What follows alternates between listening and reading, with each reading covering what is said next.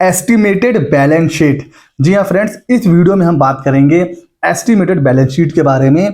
Financial year 24-25 अब बस खत्म होने वाला है। फरवरी के कुछ दिन बचे हुए हैं। फरवरी वैसे भी छोटी सी होती है, 28 डेज की।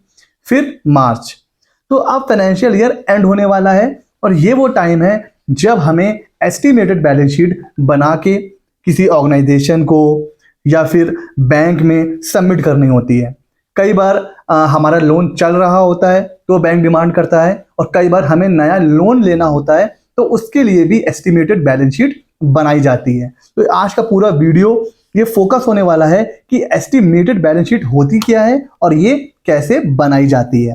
देखिए, एस्टिमेटेड बैलेंस शीट बनाने से पहले तीन चीजों में डिफरेंस जानना बहुत इंपॉर्टेंट है। एक एस्टिमेटेड बैलेंस शीट, एक आपने सुना होगा प्रोविजनल बैलेंस शीट, और एक होती है प्रोजेक्टेड बैलेंस शीट। हालांकि इस वीडियो में हम एस्टिमेटेड बैलेंस शीट सीखने वाले हैं, बट हमें इन तीनों के बारे में पता होना चाहिए। तो एक एक करके बात करेंगे तीनों के बारे में।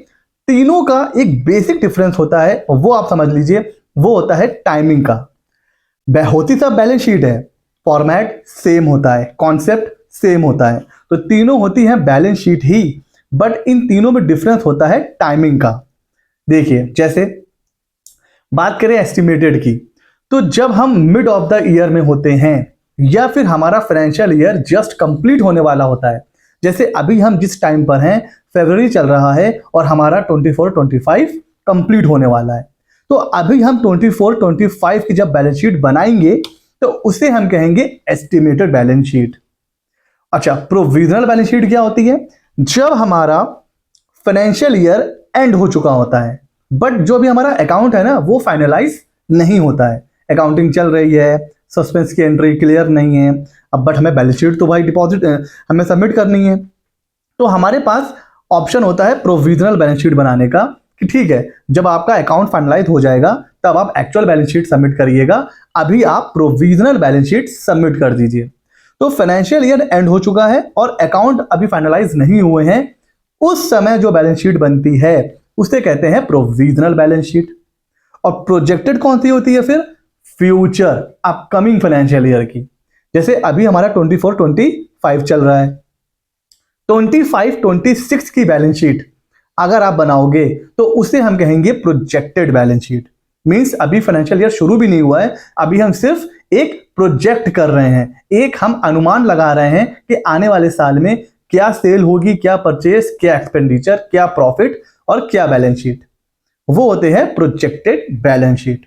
तो तीनों के बीच का डिफरेंस समझ में आ गया। अब हम देखेंगे कि एस्टिमेटेड बैलेंस शीट कैसे बनाई जाती है। तो अब बिल्कुल भी टाइम वेस्ट नहीं करते, सीधे मैं आपको लेके चल रहा हूं अपने फॉर्मेट के ऊपर। और आपको पता है कि ये हमारा एक छोटा सा एक्सेल का यूटिलिटी है, जिसके थ्रू हम प्रोविजनल, एस्टिमेटेड और प्रोजेक्टेड तीनों बैलेंस शीट बना सकते हैं ऑटोमेटिकली। हमें क्या करना होता है? बस हमें फर्स्ट ईयर में डेटा एंट्री करनी है और बाकी सारे सालों की बैलेंस शीट ऑटोमेटिक प्रिपेयर हो जाती है।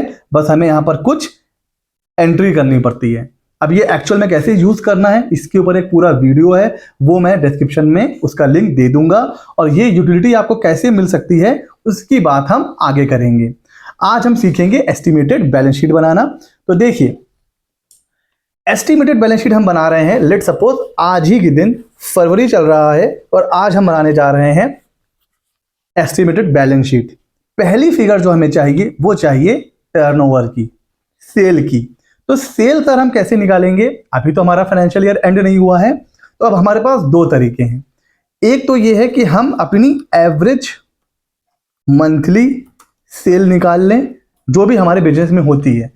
हो सकता है 1 लाख पर मंथ हो, 2 लाख पर मंथ हो। लेट सपोज हमारी जो एवरेज मंथली सेल है वो है 1 लाख, ठीक है। अब उसको हम लोग पूरे साल मतलब 12 महीने से मल्टीप्लाई कर देंगे, तो हमारी जो पूरे साल की जो सेल है वो निकल के आ जाएगी, ठीक है। एक तो ये मेथड हो गया, बहुत सिंपल। दूसरा मेथड होता है हमारा एक्चुअल सेल के हिसाब से। लेट सपोज अभी फरवरी चल रहा है और जनवरी तक की जो हमारी सेल है वो है 15 लाख, ठीक है। अब सिंपल, अगर जनवरी तक की सेल 15 लाख है, मीन्स 10 महीने की सेल है हमारी 15 लाख, तो इसको आप क्या करो, डिवाइड कर दो 12 से। ये आ गई हमारी मंथली सेल, और अब इस मंथली सेल को मल्टीप्लाई कर दीजिए 12 से, तो ये हमारी आ गई सॉरी, इसको डिवाइड करिए 10 से, क्योंकि अभी जनवरी तक 10 महीने होते हैं, और इसको मल्टीप्लाई कर दीजिए 12 से, तो ये हो गई हमारी सेल की फिगर, टर्नओवर की फिगर। तो दो तरीके हो गए सेल निकालने के सर। एक तो हमने अपनी एवरेज मंथली सेल निकाल ली, तो ठीक है भाई, एवरेज हमारा हमें लग रहा है कि हर महीने 2 लाख बिकता है, कभी 2 लाख बिक रहा है, कभी 1.5 लाख, कभी 3 लाख, तो हमने एवरेज मान लिया कि भाई हर महीने 1 लाख या 2 लाख की सेल होती है। उसको आपने 12 से मल्टीप्लाई कर दिया तो हमारी सेल निकल आई। एक होता है हमने ये देखा कि जनवरी तक हमारी एक्चुअल कितनी सेल है, ठीक है, और जो भी मंथ, अगर हम दिसंबर में बना रहे हैं तो नवंबर तक कितनी सेल हुई है, अगर हम जनवरी में बना रहे हैं तो दिसंबर तक की सेल, हम फरवरी में बना रहे हैं तो जनवरी तक की सेल, हम मार्च में बनाएंगे तो फरवरी तक की सेल। इसको हम लोग क्या करेंगे, उस मंथ से डिवाइड करके और फिर पूरे साल 12 मंथ से मल्टीप्लाई कर देंगे तो हमारी सेल आ जाएगी। तो जो भी सेल फिगर आएगी वो हम लिख देंगे भैया सेल में। ठीक है सर, सेल हमारी इतनी हो गई। अब दूसरी आ जाएगी बात परचेज निकालने की कि सर परचेज कैसे लिखेंगे। तो ये बहुत सिंपल है, हमारी जनवरी तक की जो सेल है वो हमने देखा एक्चुअल सेल कितनी है, तो हमने देखा कि हमारी जो एक्चुअल सेल है वो है 15 लाख। अब हम ये देखेंगे कि इस एक्चुअल सेल को करने में हमने कितना पीछे से माल परचेज करा है। तो जब हमने एक्चुअल अपनी परचेज निकाली तो वो हमने देखा कि भाई वो 12 लाख थी। अब हमें क्या करना है, सिंपली इसका रेशियो निकालना है। हम 12 को डिवाइड करेंगे 12 लाख को 15 लाख से, तो हमारा जो रेशियो निकल के आया वो निकल के आया 0.8, 80%। और अभी हमने अपनी एक्चुअल सेल निकाली है, ठीक है ना, एस्टिमेटेड सेल 31 मार्च तक की, बस उससे हम क्या करेंगे, इसको मल्टीप्लाई कर देंगे इनटू 0.8। तो अब ये हमारी एस्टिमेटेड परचेज आ गई। भाई 10 महीने की सेल के लिए अगर हमने अभी तक 12 लाख का माल परचेज करा है तो पूरे साल की एस्टिमेटेड सेल के लिए हमें इतनी एस्टिमेटेड परचेज करनी होगी। ये हो गया तरीका। अच्छा, ये भी हो सकता है कि आपको ऐसा लग रहा हो कि आने वाले मंथ में आपकी सेल बढ़ सकती है, जैसे हो सकता है फरवरी और मार्च में आपकी सेल बढ़ जाए, तो वो आप इसको ऐड ऑन कर सकते हो कि भाई ठीक है, यहाँ पर हम 3 लाख और ऐड करेंगे। हमें ऐसा लग रहा है कि हर साल हर मंथ 1.5 लाख 1.5 लाख से हमारी जो सेल है वो बढ़ सकती है, तो हम इस सेल में 3 लाख और ऐड कर देंगे। अगर आपको लग रहा है नहीं 50,000 बढ़ेगी तो हम यहाँ पर 1 लाख और ऐड कर देंगे। तो ये भी तरीका होता है। अच्छा, अब अगर हम ये तरीके उसके लिए है जब हमारा जो बिजनेस है वो पूरे साल में चल रहा हो। अगर हमने बिजनेस स्टार्ट करा है मिड ऑफ द ईयर, जैसे हमारा बिजनेस स्टार्ट हुआ है लेट्स सपोज अक्टूबर में, हमारा बिजनेस स्टार्ट हुआ है अक्टूबर में, अब हमको क्या करना है, तो देखिए अब आपको क्या करना होगा, अपनी एक्चुअल सेल देखिए और जितना भी पीरियड ऑफ ऑपरेशन है, अब अक्टूबर से आप नोट करिए, अक्टूबर, नवंबर, दिसंबर एंड जनवरी, तो इसको आप डिवाइड करिए 4 मंथ से, 4 महीने हो गए, तो 4 से आप इसको इनटू कर दीजिए, डिवाइड कर दीजिए, तो ये आपकी आ गई एक तरीके से क्या, मंथली सेल। अब इसको आप जो नंबर ऑफ ऑपरेशन है अक्टूबर, नवंबर, दिसंबर, जनवरी, फरवरी, मार्च मींस 6 मंथ, तो यहाँ पर 12 की जगह आप 6 से मल्टीप्लाई कर दीजिए, तो ये फिर आपकी आ जाएगी 6 महीने की सेल। अब आप समझ रहे हो ना कैसे कैलकुलेशन करना है। और अगर आपका business mid of the year start हुआ है तो फिर एवरेज मंथली सेल, ये जो मेथड है ये बहुत ज्यादा सूटेबल है। आपने एवरेज निकाला और मल्टीप्लाई कर दिया जितने भी year of month of operation है और आपकी सेल यहां पर निकल के आ जाएगी। तो ये दो बहुत इंपॉर्टेंट एस्पेक्ट है। सबसे ज्यादा कंफ्यूजन, सबसे ज्यादा क्वेश्चन आता है कि सर हम सेल परचेज कैसे निकालें। आई होप अब क्लियर हो गया होगा। अच्छा, अब बात करते हैं ओपनिंग बैलेंस। तो ये अगर आपका नया बिजनेस है तो 0 हो जाएगा, और अगर ओपनिंग स्टॉक है कुछ तो लास्ट ईयर से कैरी फॉरवर्ड कर लीजिए। फिर बात आती है क्लोजिंग स्टॉक की। अब ये भी देखिए, अब ये डिपेंड करता है कि आपका जो एवरेज स्टॉक है वो कितना होता है। ये भी आपको क्या करना पड़ेगा, आपको पिछले जितने भी मंथ के ऑपरेशन हुए हैं 9 महीने 10 महीने, उसका आपको एवरेज निकालना है। तो अब आपने देखा कि भाई 15 लाख की सेल थी और ऑन एन एवरेज 10%, मतलब 1.5 लाख 1.5 लाख के आसपास स्टॉक था। तो फिर उस हिसाब से 18 लाख की सेल अगर करोगे आप तो आपके पास कितना स्टॉक होगा? अप्रॉक्स 1,80,000।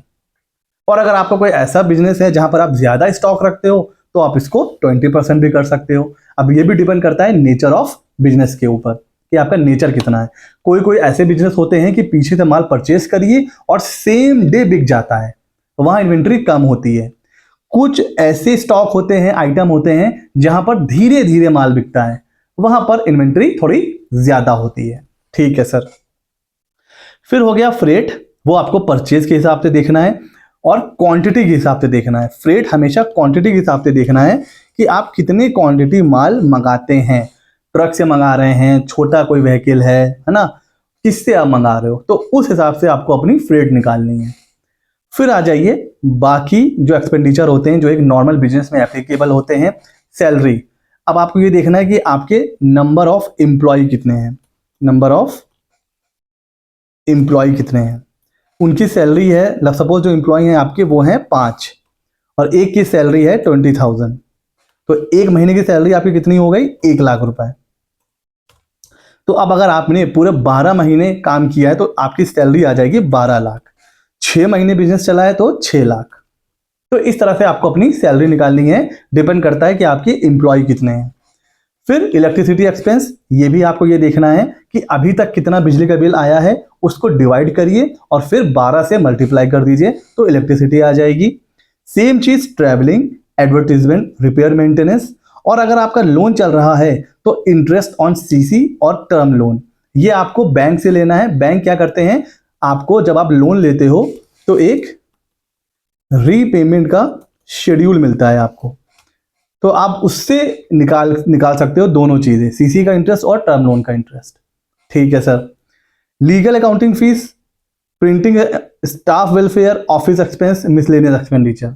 ठीक है, तो ये सारी चीजें आप एक्चुअल एक्सपेंडिचर जो आपने किया हुआ है उसको बेस बनाते हुए निकाल सकते हो। हाँ, अब अगर आपको लग रहा है कि आप प्रिंटिंग में ज्यादा खर्चा नहीं करने वाले हो फरवरी और मार्च में, तो जितना एक्चुअल खर्चा है वही ले लो। ठीक है, समझ रहे हो ना। तो एक्सपेंडिचर तो आप आराम से निकाल सकते हो, हर बिजनेस का अपना अलग एक्सपेंडिचर होता है। ठीक हो गया। तो ये तो हो गया प्रॉफिट एंड लॉस जो बहुत इजी था। इसमें जो मेन जो इशू आता है वो आता है बस सेल निकालने का। सेल निकल जाती है तो फिर परचेज भी निकल जाती है और स्टॉक भी निकल जाता है। तो अब बात करेंगे बैलेंस शीट की। बैलेंस शीट तो और इजी है। अगर कोई ओपनिंग बैलेंस है कैरी फॉरवर्ड कर लीजिए, अगर ओपनिंग बैलेंस नहीं है तो फिर जो आपने कैपिटल लगा के बिजनेस स्टार्ट करा है वो आप इंट्रोड्यूस में लिख सकते हो। ड्राइंग्स, लोग पूछते हैं कि सर ड्राइंग्स क्या होता है। देखिए, अब आप बिजनेस कर रहे हो, वहां से पैसा आ रहा है तो ऑब्वियस सी बात है आपके पर्सनल खर्चे भी तो होंगे ना। अब आप बिजनेस कर रहे हो तो आपको सैलरी तो नहीं मिल रही है, आपको अपने बिजनेस से ही पैसा निकाल के जो आपके पर्सनल एक्सपेंडिचर हैं, जो आपके घरेलू खर्चे हैं, वो आप कहाँ से करोगे? अपने बिजनेस से करोगे। तो आपने अपने बिजनेस से अपने पर्सनल खर्चे के लिए जो जो पैसा विड्रॉ करा है वो ड्राइंग्स में आ जाएगा। अब ये भी आप अपने हिसाब से देख सकते हो कि भाई आप कितना पैसा निकाल रहे हो, है ना। फिर लोन एडवांस में मैंने दोनों ऑप्शन ले लिया है। अगर आपने कैश क्रेडिट लिया है या फिर टर्म लोन, तो इसका भी आप जो रीपेमेंट शेड्यूल होता है वहां पर इसका बैलेंस आपको मिल जाएगा जिस भी डेट के लिए आप बैलेंस शीट बना रहे हो। जैसे आप 31 मार्च 2025 के लिए बना रहे हो तो आप रीपेमेंट शेड्यूल से दोनों का क्लोजिंग बैलेंस यहां लिख दोगे। अच्छा, करंट लायबिलिटीज में जो सबसे इंपॉर्टेंट होता है वो होती है सन्ड्री क्रेडिटर्स। सर इसको कैसे हम लोग निकालेंगे सन्ड्री क्रेडिटर्स को? तो देखिए, कई बार ऐसा होता है कि जो आप परचेस करते हो पूरी कैश में होती है, उधार होता ही नहीं है। बहुत से ऐसे बिजनेस होते हैं जहां पर उधार चलता ही नहीं है, आप पैसा दो सामान लो। उस केस में आपका जो सन्ड्री क्रेडिटर है वो जीरो हो जाएगा सर, जीरो हो जाएगा। एक्सपेंस पेबल रहेंगे, भाई मार्च की सैलरी आप अप्रैल में दोगे, मार्च का खर्चा आप अप्रैल में पे करोगे, तो वो जो एक्सपेंस पेबल है वो रहेगा, लेकिन सन्ड्री क्रेडिटर्स नहीं रहेंगे। और अगर आपका ऐसा बिजनेस है जहां पर आप कुछ माल क्रेडिट पे लेके आते हो, तो अब आप ये देखो कि जनवरी तक आपने कितना माल क्रेडिट पर उठाया है, जो एक्चुअल परचेज है उसमें से कितना परसेंटेज क्रेडिट पर है, वही परसेंटेज आप परचेज पे अप्लाई कर दो तो आपका यहां पर क्रेडिटर आ जाएगा। जैसे मैं कहूँ कि भाई 10%, तो मैं परचेज का 10% यहाँ पर क्रेडिटर्स ले लूंगा। ठीक हो गया जी। अच्छा, अब ये आ जाएगा डेप्रिसिएशन शेड्यूल। तो ये जो फिक्स्ड एसेट्स होती हैं, अब यहाँ पर भी मुझे बताने की नीड नहीं है, हर बिजनेस की फिक्स्ड एसेट्स अलग अलग होती है। तो जो भी आपके पास बिजनेस में फिक्स्ड एसेट्स है वो आप यहाँ पर लिखोगे तो ऑटोमेटिक यहाँ पर उसका बैलेंस आ जाएगा। फिर आ जाते हैं क्लोजिंग स्टॉक, ये प्रॉफिट एंड लॉस में जो आया वही रहेगा। सन्ड्री डेटर्स, अब ये भी जैसे परचेज है ना वैसे ही सेल से रिलेटेड है। अब सपोज आपकी जो सेल है वो पूरी कैश में हो रही है, आप उधार में माल बेचते ही नहीं हो, तो अगर पूरी सेल में हो रही है, मतलब पूरी कैश में हो रही है आपकी सेल, तो फिर भैया डेटर्स 0 हो जाएंगे। लेकिन आप कुछ माल उधार में भी बेचते हो, क्रेडिट पर बेचते हो, तो उस केस में फिर क्या होगा, यहां पर आ जाएगा। तो यहां पर जो भी परसेंटेज है वो आप निकाल के उस हिसाब से डेटर्स आ जाएंगे। अगर आप कुछ सप्लायर को एडवांस देते हो, कई बार ऐसा भी होता है कि आपको अगर कुछ परचेस करना है तो आप पहले से कुछ एडवांस भी पे करते हो, फिर वो माल भेजता है, फिर आप बाकी पैसा पे करते हो। अगर ऐसा कुछ है तो वो एडवांस टू सप्लायर में चला जाएगा। फिर कैश बैलेंस, बैंक बैलेंस और जो भी करंट एसेट है, तो फिर ये करने के बाद आपकी जो एस्टिमेटेड बैलेंस शीट है वो तैयार हो जाएगी। अब सर आपके पास कैश का जो बैलेंस है वो तो 31 मार्च का होगा नहीं, है ना, तो ये जो कैश का बैलेंस आएगा ये दोनों का बैलेंस आएगा, मतलब ये टोटल और जो इधर डिफरेंस आ रहा होगा, जो डिफरेंस होगा वो आपका कैश का बैलेंस हो जाएगा। कैश एंड बैंक बैलेंस, भाई 31 मार्च का ना आपको बैंक बैलेंस पता है ना कैश बैलेंस पता है, तो यहां जो फिगर आएगी वो बैलेंसिंग फिगर आएगी। इसको मैं येलो कर रहा हूं, यहां जो फिगर आएगी कैश एंड बैंक बैलेंस में ये बैलेंसिंग फिगर आएगी। तो इस तरह आप अपनी एस्टिमेटेड बैलेंस शीट तैयार करोगे। क्योंकि मेरे भी जो क्लाइंट्स हैं, अब बैंक ने उनसे एस्टिमेटेड बैलेंस शीट जो है वो लेना शुरू कर दिया है, इसीलिए मुझे ध्यान है, मैंने सोचा क्यों ना इसके ऊपर एक वीडियो बनाया जाए, आप लोगों को भी नीड आएगी आने वाले टाइम में एस्टिमेटेड बैलेंस शीट बनाने की, तो उसके ऊपर था ये वीडियो। अब ये जो हमारी छोटी सी यूटिलिटी है सर, ये आपको कैसे मिलेगी? सर ये आपको मिल सकती है, इसका लिंक डिस्क्रिप्शन में है, ओनली 149 रुपीज़ में ये अवेलेबल है। डिस्क्रिप्शन में लिंक है, आप वहाँ से ऑर्डर करोगे, ऑर्डर करते ही आपको बस 4 से 5 घंटा वेट करना है और ये जो हमारी सॉफ्टवेयर है ये आपको मिल जाएगा। इसमें एक्सेल की सॉफ्टवेयर भी होगा और टर्म लोन का कैलकुलेटर भी होगा, जिससे आप इंटरेस्ट कैलकुलेट कर पाओगे और पूरा रीपेमेंट शेड्यूल भी बना पाओगे। तो ये छोटी सी यूटिलिटी और जो इंटरेस्ट कैलकुलेटर है वो भी, ये सारी चीज़ें आपको मिलेंगी सिर्फ 149 रुपीज़ में। लिंक डिस्क्रिप्शन में है। वीडियो कैसा लगा हमें ज़रूर बताइएगा। ऐसे ही इंफॉर्मेटिव वीडियोस हम आप तक लाते रहते हैं, तो सब्सक्राइब कर लीजिए हमारा चैनल। मिलते हैं अगले नॉलेजेबल वीडियो में।